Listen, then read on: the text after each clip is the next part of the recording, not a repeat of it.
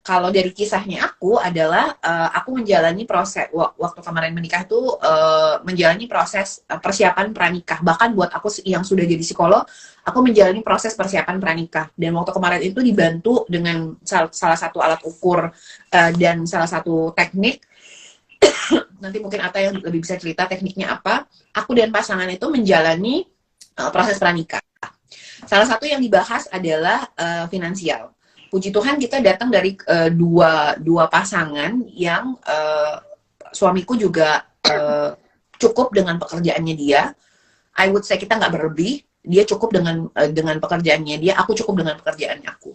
Nah, dua tipikal pekerjaan kita tuh beda banget. Aku kan freelance nih hitungannya. Jadi kalau ada pekerjaan baru ada keuangan. Sedangkan kalau dia cukup steady gitu. Nah, kenapa aku bilang ini menjadi penting banget adalah thoughts dan behavior kita towards uang tuh beda banget gitu, beda banget.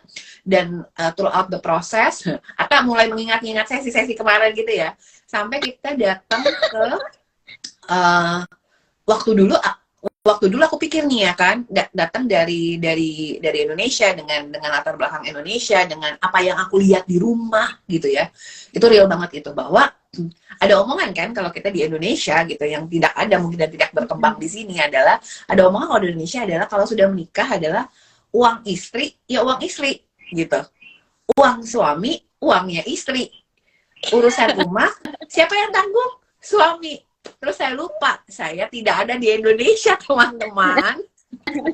Saya tidak di Indonesia dan saya berrelasi dengan seseorang yang tidak punya mindset seperti saya gitu. Sehingga yang ketika di dalam sesi dan dibicarakan, gue yang kaget gitu ya. Bagaimana maksudnya? Kayak, bagaimana nih maksudnya nih gitu kan ya. Terus sampai akhirnya diproses di dalam sesi. Terus sampai akhirnya kita punya kesepakatan tertentu gitu, kayak oh ya punya pengeluaran karena kita punya penghasilan sendiri masing-masing, tapi kita ini balik lagi setiap pasangan beda-beda kali ya Kak gitu kan, dinamikanya beda-beda. Dan di dinamika kami kita sampai ada ke oh ya udah, kalau lu mau belanja apa silahkan terserah pakai uang lo gitu, lu mau belanja apa silahkan terserah pakai uang lo. Kalau di aku lebih bukan belanja, lu mau belajar apa, lu mau beli buku apa, lu mau training kemana, silahkan gitu ya, silahkan terserah. Kalau aku lebih nggak belanja, orangnya yang ke training, ke kebutuhan-kebutuhan belajar, upgrade ilmu gitu kan ya, silahkan gitu. Tapi aku selalu mengkomunikasikan, aku ada training ini, aku akan pergi ke sini, harganya sekian untuk training ini gitu kan ya. Beliau tahu gitu. Jamnya juga jam berapa, karena mengubah dinamika di keluarga kan, jadi mengubah dinamika di rumah gitu.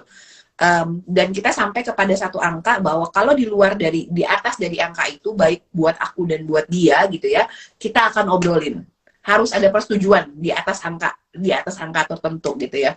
Dan Ata mungkin masih ingat, bahkan di dalam sesinya itu angkanya itu kita diskusikan di dalam sesi. Masih ingat gak? Masih. Angkanya itu kita diskusikan di dalam sesi. Yes gitu. Jadi sampai kayak oh ya udah berapa gitu. Berapa yang harus kita diskusikan gitu. Yang karena aku juga punya penghasilan sendiri, dia juga punya penghasilan sendiri, dan kita sudah hidup dengan lifestyle-nya kita masing-masing gitu kan ya. Gue gak mau diganggu nih, yang ini nih, gitu kan ya.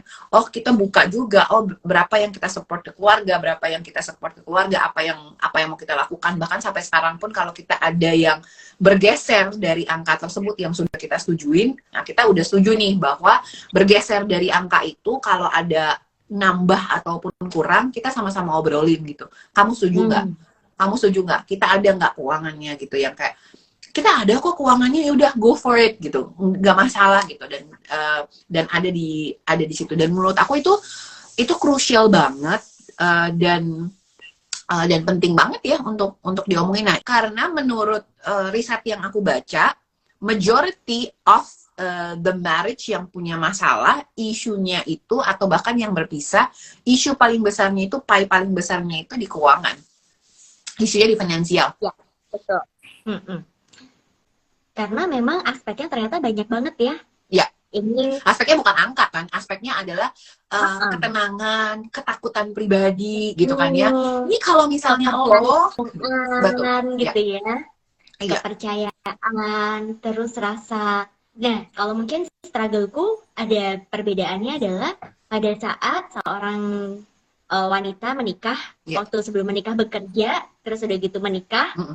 masih bekerja, punya penghasilan sendiri, terus Iya. suatu saat memutuskan untuk menjadi ibu rumah tangga, gitu ya. Betul. Kayak siapa ya saya gitu ya misalnya.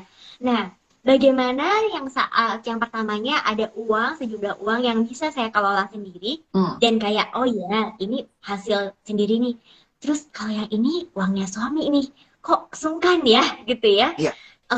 Terus jadi stres misalnya atau jadi mempertanyakan aku tuh sebenarnya selama ini sekolah buat apa ya. Nah, mulai deh tuh hal-hal yang muncul di pikiran yang sangat yang aku bisa relate dengan beberapa orang-orang yang memutuskan jadi ibu rumah tangga ya. Terus mereka jadi merasa, kok aku jadi merasa nggak berarti ya. Terus karena aku nggak bekerja, aku jadi diremehkan gitu ya. Nah, isunya bisa tentang uang, tetapi kayak yang Audrey bilang tadi, ini kemungkinan bisa aspeknya masuk ke pribadi. Secomplicated itulah hubungan dalam pernikahan teman-teman gitu ya. Dan ini kalau kita mau geser ya, Adri ya, kita bisa masuk ke hal kedua makanya karena serumit itu, karena sekompleks itu baru dari sisi istri, belum dari sisi suami, gitu kan? Kayak yang, wah istriku kayaknya suka belanja, jadi harus dikencangkan nih gitu. Aku nggak mau jujur deh, aku dapatnya berapa misalnya. Atau justru suaminya yang sukanya splurge karena tuntutan pekerjaan dia merasa harus mengikuti tren tertentu gitu ya. Iya. Wah perlu beli sepeda nih gitu. Wah, Sepedaan sama teman-teman beda cerita bisnis tuh gitu gitu. ya. Ya. Jadi harus ini. Nah nanti istrinya minta uang, saya minta uang buat pampers anak berat banget Bu Ata. Tapi dia beli sepeda berapa belas juta. Saya nggak tahu sih harga. Bahkan ada yang puluhan juta gitu ya. Ya. Katanya nyicil, tapi kan tetap aja ya. Kan yang buat anak lebih penting Ya. kan. Hal-hal seperti ini tuh jadi tantangan karena apa? Yaitu pola pikir, pikiran, Ya. perilaku, dan hubungan dengan satu sama lain. Makanya, apakah di masa pacaran atau bahkan di awal pernikahan atau saat mempersiapkan pernikahan ada komunikasi yang baik, ada hubungan yang sehat. Saat ada bahasan-bahasan yang mulai nggak enak nih Ya. ya gitu. Atau misalnya ini ada tagihan nih beb. Ya. Nah, mau gimana? Mau diomongin atau terus kalau ngomong kayaknya dia jadi gak bisa dihubungin, orangnya jadi ngabur gitu ya, atau baru ngomong ini kita tagihannya segini. Ya tapi kan kamu lihat sendiri dong, itu kan juga keperluannya buat kita sama-sama. Weh, tenang, tenang, jangan ngegas dulu gitu ya. Baru mau diajak diskusi udah ngegas duluan gitu ya. Kenapa ya? Apa tahu bahwa memang seharusnya ngeluarinnya nggak segitu? Atau mungkin takut disalahkan karena itu pola yang terjadi di keluarga asal. Nah, jadi komunikasi yang sehat ini aspek yang lain lagi pastinya gitu ya, tetapi berkaitan. Nah, kalau dari Audrey sendiri bisa dikasih gambaran nggak, Audrey? Jadi kalau komunikasi yang sehat itu gambarannya kayak gimana? Kalau buat aku komunikasi yang sehat itu pertama harus bisa komunikasi sama diriku sendiri dulu. Kalau aku udah lagi sepaneng, udah lagi banyak kerjaan gitu kan ya, dan kalau misalnya teman-teman ngeliat aku di Instagram yang kayak, aduh Mbak Odi tuh orangnya kayaknya sabar ya. Teman-teman, lo lihat teman saya yang udah dari lama tuh begitu dengar orang bilang saya sabar, saya orangnya lucu gitu ya. Udah ada yang Lucu kok. lucu kalau dalam hal-hal tertentu. Begitu udah kerja, moodnya udah shifting, beda kata gitu kan. Nah, pertama harus kenal dulu sama diri sendiri. Misalnya contohnya as simple as, punya nggak sih komunikasi yang sehat sama diri sendiri? Gue tahu nggak kalau gue marah tuh gue butuh apa? Jadi kayak misalnya kadang-kadang bahkan aku yang udah kenal, aku yang udah memproses banyak diri, aku udah ketemu dengan klien juga, aku banyak banyak belajar dari klien-klienku ya. Bahkan aku tahu nggak ya kalau aku tuh lagi marah. Aku aku tahu nggak ya aku tuh lagi sensi, aku tahu nggak ya aku tuh lagi PMS teman-teman gitu kan ya. Karena kalau misalnya lagi PMS atau misalnya lagi memang lagi banyak kerjaan, kesannya tuh pasangan nggak ngerti gitu. Tapi kalau misalnya dalam dinamikanya udah ngerti, yang kalau aku tuh lagi banyak kerjaan, aku tuh jadi sensi. Jadi kalau misalnya aku lagi banyak kerjaan, aku lagi padet jadwalnya, jadwal training lagi banyak, jadwal meeting lagi banyak, aku mungkin akan tendensi jadi lebih diem. Nah, terus ngeliat di dinamika keluarga pasangan, cara berdinamikanya adalah kalau aku nggak suka, aku kasih silent treatment. Mantep nggak tuh? Kalau aku lagi capek di keluargaku dan di kebiasaan aku, kalau aku lagi capek aku diem supaya aku nggak ngelocos.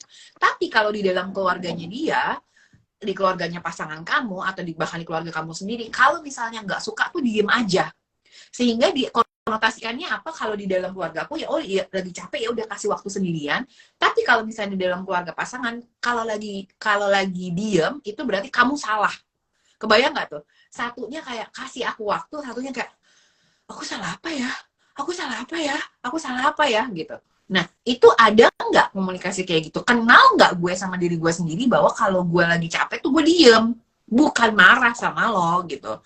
Nah, itu kan perlu kenal sama diri sendiri dulu. Lalu yang kedua adalah gimana bisa mengkomunikasikan itu.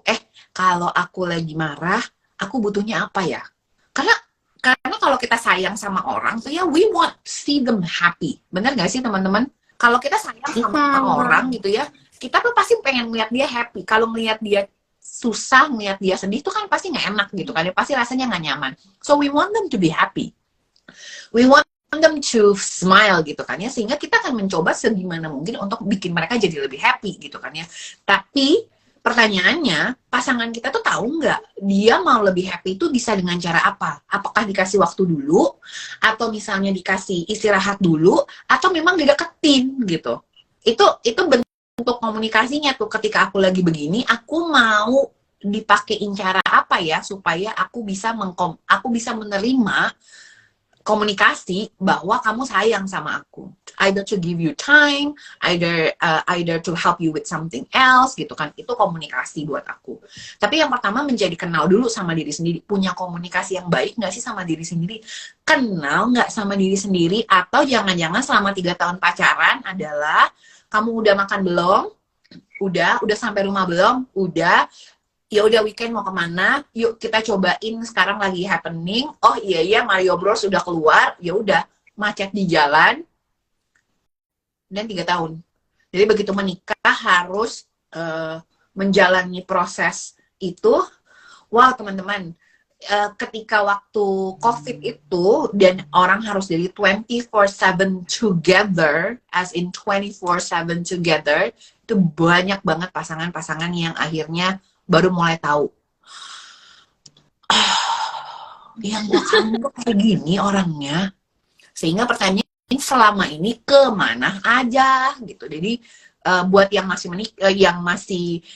yang masih baru menjajaki berpasangan, silahkan mencoba untuk komunikasi dulu. Lihat, nih orang tuh bisa gue ajak ngobrol nggak gitu. Yang kalau kita cuman ada apartemen studio yang gedenya cuma 30-40 meter persegi, ketemu lo lagi, bosen nggak? Pasti ada bosannya. Bosan sama dinamikanya. Tapi orangnya bisa diajak ngobrol nggak? Kalau ada isu bisa diajak ngobrol nggak? Kalau ada pusingnya bisa diajak ngobrol nggak? Karena by the end of the day, bukan masalah lo ganteng atau enggak. Mau perawatan kayak apapun, itu lo pasti akan keriput. Nah, jadi kalau buat aku sih itu ya, untuk kenal dulu sama diri sendiri, and then abis itu mulai belajar komunikasi